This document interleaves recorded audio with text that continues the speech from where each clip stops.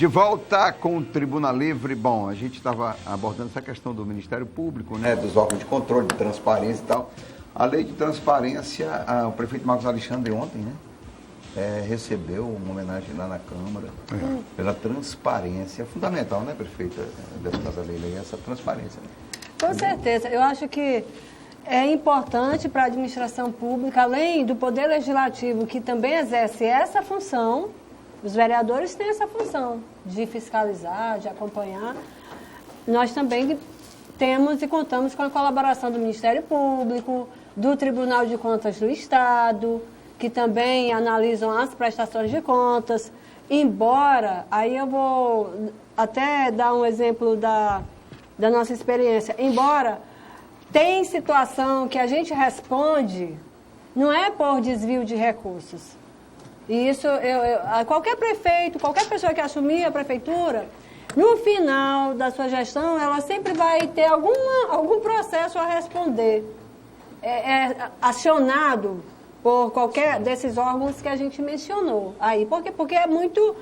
Às vezes, a legislação, ela não tem muita abertura. Então, dá um exemplo aqui para vocês entenderem. Tem um projeto que o recurso veio do governo federal para se construir calçadas.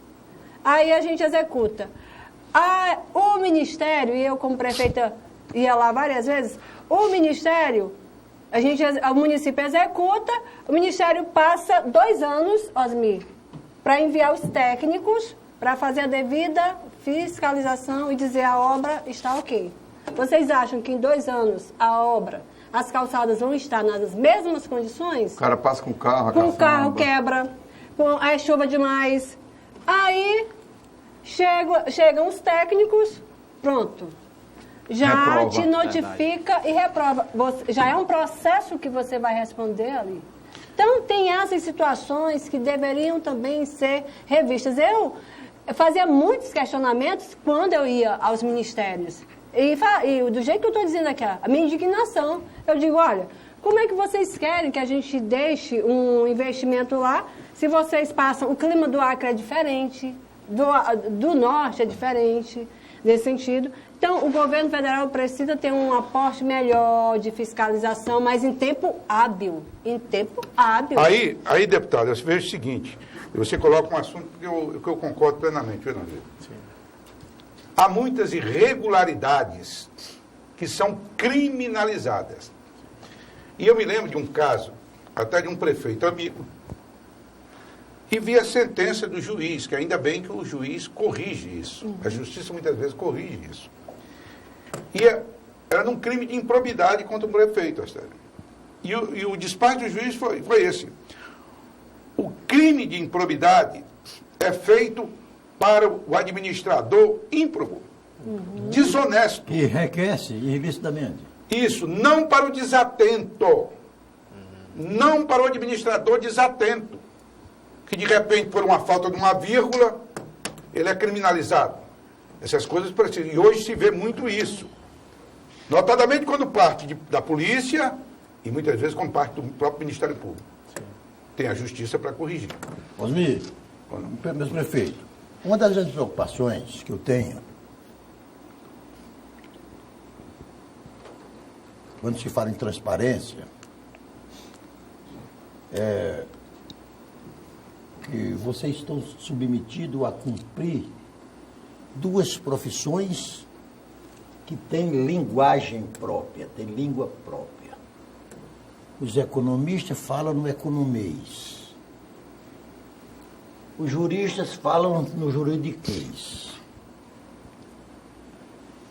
E até um dia desse, o encanador lá em casa, eu pedi um negócio, eu falei com ele, data vênia. Foi, data vênia. Quem o encanador. Pode ser que tenha formação jurídica. Não. Hoje a situação está tão ruim que eu conheço muito advogado que está encanando. E o meu pai dizia que em bons tempos é que inflação se chamava caristia. A caristia está grande. Prejuízo, não era décimo, era prejuízo. Juro, não era spread, era agiotagem. Aí hoje nós estamos vivendo num país que eu estava, essa semana também verificando, o país tem atualmente 191 mil leis a serem cumpridas. 191 mil leis. Não tem no Supremo Tribunal Federal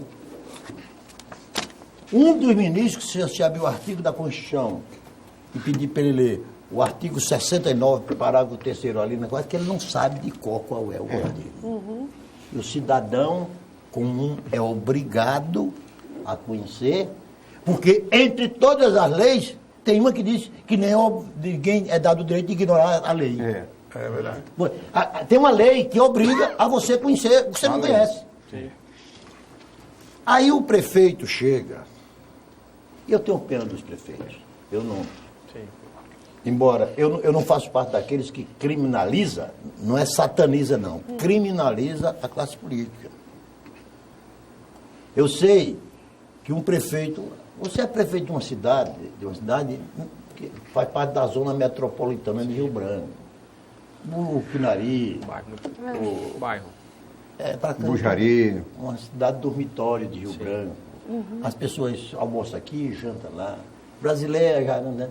Mas você já imaginou o prefeito do Jordão, de Santa Rosa do Purus? Só vai avião e barco Porto no Acre, tem inverno. 5 vilas, 5 Porto Acre. É difícil. Aí, de repente, e eu também não acuso o Ministério Público, porque o Ministério Público é o fiscal dessas 191 mil leis. Ele não chega lá arbitrariamente cobrando de você. Ele fica cobrando da lei que determina que ele faça esse cumprimento. Aí, a fábrica de leis que fica em Brasília, que cada deputado só fica satisfeito porque eu aprovei lei A, lei B, lei C, lei D. Eu praticamente fui um modesto constituinte que tirei nota 0 no diário. Porque não aprovei nada. Embora tenha tido a satisfação de que os meus projetos da época derrotados estão renascendo tudinho, sendo aprovados como necessários. Sim, mas e aí? Aí eu quero dizer, então, o prefeito, alguém já lhe deu parabéns pela sua vitória. Eu dou parabéns pela sua vitória, mas dou meus pêsames pelos encargos que você vai assumir. Farda é pesado. Não, eu quero crer, eu espero que daqui a 4 anos, não sei se você será candidato à reeleição, eu possa estar aqui lhe cumprimentando como os demais prefeitos. Tá certo? Vocês vão ter que administrar, isso é o óbvio. Sim. Vão ter que administrar como administra a sua casa. Não há mistério nenhum. Você não pode gastar mais do que você ganha. É um princípio elementar, não é, Débora?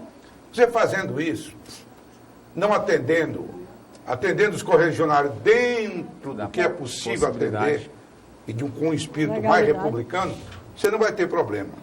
Não vai ter problema. E nas questões mais polêmicas, peça a orientação do tribunal. Tenho certeza que os técnicos lhe darão também. Nas questões polêmicas, amanhã, depois não criminalizarem. Não é um bom caminho, prefeito? O tribunal dá esse suporte. Deu esse suporte? Tem dado esse suporte. Eu acho que TCE, Ministério Público. O tribunal tem aberto as portas nesse sentido. Até o mês passado fez encontro com os prefeitos eleitos, com vereadores. Eu queria até aqui, em nome da Nalu Gouveia, que é a atual presidente, ela foi chamada, você sabe, todos os prefeitos eleitos e a provável equipe para dar um treinamento mesmo e orientações, né?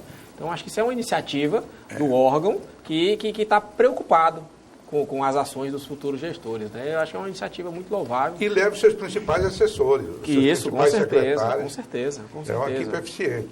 Agora, a ideia de enxugamento da máquina pública, com certeza, é o ponto de partida de todos os partidos. É o ponto de partida. É a coragem para fazer, né? Município como senador Delmar, é a coragem para fazer. Aí sim, eu espero que a força dos seus argumentos seja capaz de convencer aos vereadores dos quais você vai precisar que sejam convencidos, né? Com certeza. Tem uma coisa interessante aqui que a deputada Leila colocou. nesses 8 anos de mandato dela, ela era conhecida mesmo como mão de ferro, como mão de vaca, né? Não gastava nada. Uma relação, não tinha maioria na Câmara, mas a Câmara respeitava os vereadores e tal. Quer dizer, ela sendo dura na cidade, porque, pelo que eu sei, até conta de telefone mesmo a senhora controlava, né? Controlava. A prefeita pegava secretária de saúde com o telefone, deixa eu ver aqui. Não, na verdade, desculpa, Estélio. Ninguém era pago o telefone, nem o meu era pago com dinheiro público, eu pagava meu telefone, eu tenho o mesmo telefone até hoje, há mais de 15 anos, e eles tinham uma meta por secretaria, gastar tantos reais por cada secretaria, energia, tantos reais por cada secretaria, tudo tinha uma meta, exatamente. E quer dizer, isso, ao invés de depor contra ela na comunidade, por favor. Pelo contrário, ela não estava naquele círculo ali que se projetava de ganhar a eleição para deputado do PT. E ela ganhou, por quê? Porque foi com mão de ferro, porque foi dura, né? Quer dizer, é o modelo que você impõe na comunidade, né? E tem mais um detalhe. Por exemplo, vamos pegar aqui o caso do prefeito de Rio Branco. Eu tenho certeza... Marcos Alexandre, né? Eu tenho certeza que ele não fica pagando para ninguém. Ele é um vereador. Pelo estilo dele, a forma senhora, não. Ele teria outra forma de, politicamente, agradar esses vereadores sem ser na compra, pura e simples. Eu acho que há mecanismo para isso. E você ainda teve um detalhe, você atravessou um dos piores momentos do município brasileiro na sua gestão, não foi? Sim. A maior alagação de todos os tempos. Né? Foi.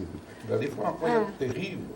Foi muito forte. A alagação foi o último ano e eu sonhava em entregar o município da melhor forma possível e aí veio a avalanche, né? Aquilo destruiu assim muitos, eu fiquei muito mesmo abatida, depressiva, assim, Eu vi você chorando. Bateu muito mesmo, porque foi assim um esforço. Lágrima de crocodilo? Não. Sério. Eu nem sou de chorar, Narciso, você viu, você passou lá depois, e visse aquela situação de calamidade absoluta. Eu fui fazer matéria lá com o Márcio. Calamidade absoluta. Não, e eu não, Narciso, eu não utilizo desse artifício, viu? A lágrima, porque o Narciso me disse que as lágrimas de uma mulher é mais poderosa do que uma bomba atômica. Não, eu sou daquela Ele me disse uma vez. Eu aparento frágil, mas eu sou muito... É mesmo? Sou. Mas não tinha como resistir. Mas aí não tive como resistir. Eu acho que foram poucos momentos... Quanto a senhora recebeu para reparar o município? 300 mil reais. Quanto a atual gestão recebeu na segunda alagação? Mais de 4 milhões de reais do governo federal. E eu fui 2 vezes em Brasília com a nossa bancada choramingar. Aí, choramingar no bom sentido, não de... Mas... E a gente conseguiu 300 mil reais do governo federal. E aí, nessa outra alagação, o prefeito que foi afastado conseguiu quase 5 milhões de reais. Olha o disparate. E ele está respondendo por isso. Está respondendo por isso, porque o recurso que foi liberado pelo governo federal, nesse momento de calamidade, não tem uma fiscalização. Você não obedece aos trâmites normais. Né? Então, não é preciso fazer licitação, não é preciso um monte de coisa. Te dá abertura para acelerar. Esse é o perigo. O atendimento às pessoas. Esse é o grande perigo. Se cair nas mãos de pessoas que não têm cuidado com o dinheiro público, aí é uma farra. Verdade. Bom, chegamos ao final do programa. Muito obrigado, Narciso, Osmir, mais uma vez. Né? Já. É porque quando o assunto é bom, é uma velocidade, né? O Osmir hoje está mais tranquilo, mas no programa passado ele estava bravo. Agitado. Ele estava agitado. Sabe o que é? Você me permite mesmo. Tá vontade. Quase você estava bravo? Tá, o pessoal comentou na rua, disse, rapaz, o Osmir estava valente. Eu digo, é assim que é Não, bom. mas é o seguinte, a violação da Constituição me irrita. Sempre lhe causa indignação. Causa. E acho que qualquer um brasileiro deveria causar. A Constituição, ela está ruim, vamos modificá-la. Nunca violá-la. Há fatos lá dentro da Constituição que atrapalham a vida econômica, a vida social, a vida política do Brasil. Vamos modificá-la. Mas não fazer agora como fez o Fux, inclusive o ministro do Fux, Supremo, sim, que faz uma intervenção numa medida em tramitação no Congresso. Eu nunca vi isso na história da República. Eu já vi o Supremo, e é um papel dele, julgar uma lei inconstitucional ou não, mas a lei já pronta. É. Mas a tramitação,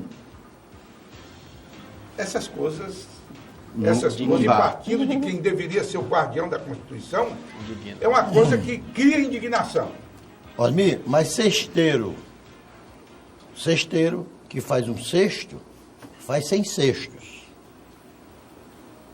Igualmente arbitrária, e naquela época a sociedade beatificada Aplaudia mesmo. Né? aplaudiu quando também um ministro do Supremo determinou, sem poder determinar, a prisão de um senador da República. Foi o Delcídio, né?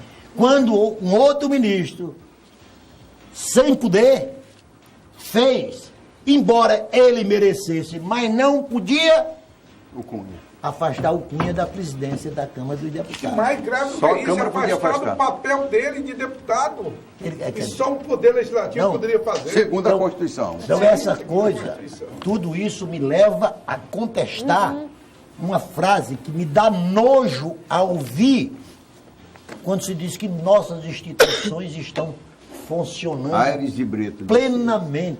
O ex-ministro Aires. Nunca na história do Brasil nós tivemos um desequilíbrio tamanho entre os nossos três poderes que estão funcionando Precariamente. independente demais e desarmonicamente demais.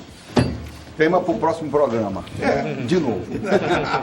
Ó, obrigado pela presença, né? E a gente tem o hábito de encerrar o programa, André, Leila, com uma frase. Então, quero que você defina a sua frase como convidado, em seguida Leila, Osmir e o Narciso por último hoje, dessa colher de chá. Quem começa? Sou eu? Fica à vontade. A minha frase é muito simples. Essa frase não é de ninguém, é minha. Essa é boa.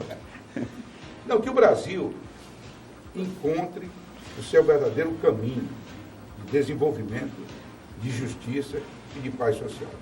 É um sonho. Deputada Leila, sua frase, seu pensamento, sua palavra. Em relação ao que o tema? Fica à vontade. Um recado se só quiser. Tá, eu sempre gosto de expressar um sentimento de gratidão e esperança. Gratidão por tudo que a gente conquista, a gente falou aqui de algumas conquistas, vocês mencionaram, e eu também falei da nossa caminhada na política e do desejo de continuar por acreditar ainda nesse processo. Então, gratidão a todos por Gratidão é a acreditarem palavra. na gente. E esperança de dias melhores. Falamos em tantas dificuldades em nível nacional, estadual, e eu tenho vivenciado isso na LEAC também, e nos municípios. Então, que nós possamos ter esperança de encontrar verdadeiramente essa sincronia entre os três poderes, que realmente nós estamos vivenciando, e isso é muito grave. Se a gente encontrar, talvez seja o equilíbrio dentro do processo do sistema político e dentro também do entendimento da sociedade. Desejo aos gestores municipais bom trabalho, que Deus nos abençoe. André, você, em 2017, siga em frente, defendendo os princípios, né, da coletividade. Eu sei que você vai fazer isso. Obrigado, Muito obrigada, Astélio. Obrigado. Pegando um gancho das falas do Narciso e agora da Leila, a minha frase é o seguinte: tem que estar animado. E eu acho que essa inter-relação que está aí entre os três poderes, eu acho que a linha de raciocínio tem que ser, por exemplo, falou do Legislativo, o Executivo e o Judiciário. Eu acho que tem que sentar, sim, principalmente, não em Brasília, que tem todo esse poderio econômico envolvido e interesses, né? Mas acho que no município pequeno, como o senador Guiomar, eu acho que você consegue, sim, sentar com o Ministério Público, sentar com o juiz da comarca, sentar com os vereadores, né? E convencê-los de que é melhor ter o remédio no posto, ter a merenda na escola, do que às vezes cair na tentação da corrupção. É com esse sentimento que eu estou, e aproveitar o espaço, até parabenizar pelo programa. Obrigado. E já desejar aí, semana que vem, as boas festas para as famílias acrianas, em especial os meus munícipes lá de Senador Guiomar, que 2017 com certeza será um ano bem melhor do que esse. Narciso. Eu aqui começo pedindo ao Osmir que traga frase de autoria de nobres, né? Da Lavra do Osmir, uma frase da Lavra do Osmir. Importante. A guisa disso, eu estava lendo Machado de Assis essa semana também, Quincas Borbas. Você tem que ter criatividade e criar suas frases. Quincas Borbas, quando, naquela luta de duas tribos, na colheita de um sítio de batata, que só tinha batata para alimentar uma das tribos, entraram numa luta. E a tribo que venceu ficou com todo o estoque de batata, olhou para a tribo vencida e disse: aos vencidos, o ódio e a compaixão, e aos vencedores, as batatas. Pronto. Bom, ficamos por aqui. Muito obrigado pela audiência e até a próxima semana com Tribuna Livre. Até lá.